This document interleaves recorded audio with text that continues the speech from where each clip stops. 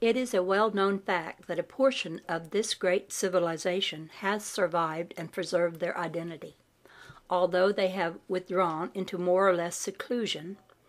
Nevertheless, they are awaiting the time, which is not far distant, when they may come forth and proclaim their identity.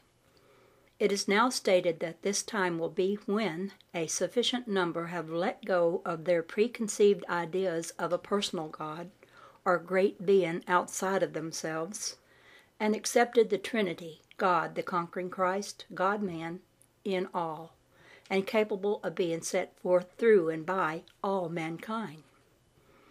These records can in no way be varied or distorted, neither can so-called time distort them. These are no miracles or superhuman experiences. They are natural, fixed conditions. In fact, they are of the same fixed law that governs and rules all of the planetary systems of the universe. The wonder is that this law and its influences speak more loudly than any words the greatness of man's ability to achieve. The great beauty and purity of it all is that this was in no way a great dominating or supernatural race, just as you and I are today, all in the same image and likeness, the same and one God. Then let us all worship together this one great, noble God-man, looking first for God in all, then seeing the conquering Christ in every face, uniting all in God-man, knowing that every image that is set up outside of man is but an idol with feet of clay that is readily broken by the spoken word. With this you can clothe all science and all religion with the same garment from the one source, as all is one truth. Truth is the law of all science.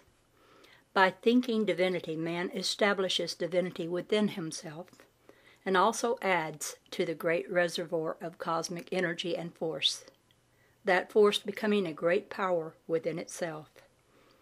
You are capable of setting up just such a force and building it to a higher degree of activity. There are millions adding to this force all of the time, and you can join them if you will. And now for questions and answers. Question: where do inspirational ideas come from? The world of ideas is all about us. You may have any one of several conceptions regarding the meaning of inspirational ideas.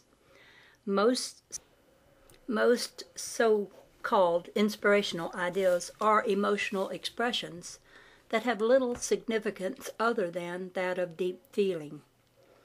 Other inspirational ideas are those flashes of clear-sightedness that enable one to act wisely in an emergency. Possibly the questioner has in mind that profundity of thought achieved by philosophers and saints by means of their disciplines. This is the real, consciously breathing in the spirit of universal wisdom that permeates all space. Question: how do we get inspirational ideas? In a sense, we generate them within ourselves by disciplining our bodies to serve as channels to receive the currents of universal mind and transform the one force in such a way as to intercept the universal laws that are expressed in the diversity of phenomena. Question: why do our ideas seem to come from outside sources? Answer: at our present stage of development, we are not prepared to recognize the source of all the forces that are active within us. Life is a universal force, which we know in living tissue, but we do not know where life comes from or where it goes when it leaves the body. Electricity is used every day. We know it may be generated, but we do not know where it comes from. To describe thought as a force expressed in ideas that are generated may be somewhat less tangible, but the analogy is evident. We think, but the source of the energy is hidden. Yet we do not know that we can increase our thinking. Yet we do know that we can increase our thinking capacity and efficiency. Is it any wonder, then, that the average mind is confused when it is said that thoughts come from within? It certainly does seem that they would have to come from without, but so it is with electricity and life. Prepare certain conditions, and life and electromotive power are at your disposal. Prepare the mind, and inspirational ideals will be generated within you just as surely. Question: what is your attitude toward the present upsetting social conditions? Answer: I do not give them any energy. If we would withdraw the energy we give to thinking about upsetting conditions and build up our bodily conditions with that energy instead, we could correct any conditions immediately. Now, on to the next chapter, Chapter 5, The Divine Pattern. I am going to take up the subject of what one person can and does accomplish in this thought. Our experiences in this connection were very considerable at the time of our expedition into Tibet and India, also in Mongolia, and we observed the ability one has to protect not only himself but an entire race. That may seem like a tremendous undertaking, but when we go back and think of Jesus' life and realize what he did for humanity and what he is doing today, we are better able to comprehend and accept it. His teachings have never ceased. For 2,000 years they have gone on, and they are just as vital today as they were then. I have told of the masters standing on the water and the 2 students who walked out to them. There is a great lesson in that demonstration. It shows how we can control and use natural forces and benefit by them, not necessarily walking on water, but as we get out of the objective state, where we see we are going to sink, and move into the subjective state, we can use that power to assist this body completely. In that state we accomplish. There we are not subject to change. The change is only the changing object. The subject never changes. Spirit is never in any way altered. The basic principle always maintains. Now, if we look always to that basic principle, we become that principle. Some may think it would carry us into a static condition. How could it?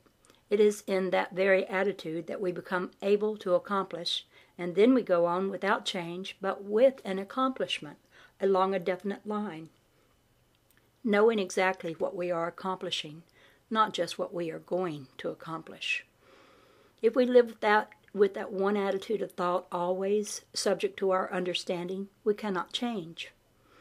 There is always progression. That carries us right on into another statement or condition, and that is old age. Old age is objective. We accomplish that ourselves. But is it necessary? Not at all. Suppose that we could travel into space a sufficient distance so that we were completely away from this earth. There is no time there. Supposing we stay there for 100 years, as we count time, we would be no older. The same condition can be brought directly to the earth. In fact, it really is here, no time and no space. Conditions subject to our determination. Medical scientists are telling us that there is not a body in existence over 9 months of age. We are subject to the change that we put upon it only. Youth belongs to us. If there were not that perfect condition, we would never present youth at all. If youth is not always imminent, there would be nothing youthful. If youth were not subject to our will, we would all be old. Now we make old age subject to our will. A child is born. Its elders see 70 years and 10 for that child. The child becomes subject to the thoughts of the elders. We do not even give that child a chance to fashion its own future. We fasten the idea of death upon that child. The Hindu says that 70 years and 10 is the time when man reaches his majority, when he begins to accomplish. From then on he can go on to as far as he will with no limitations, with youth completely subject to his determination.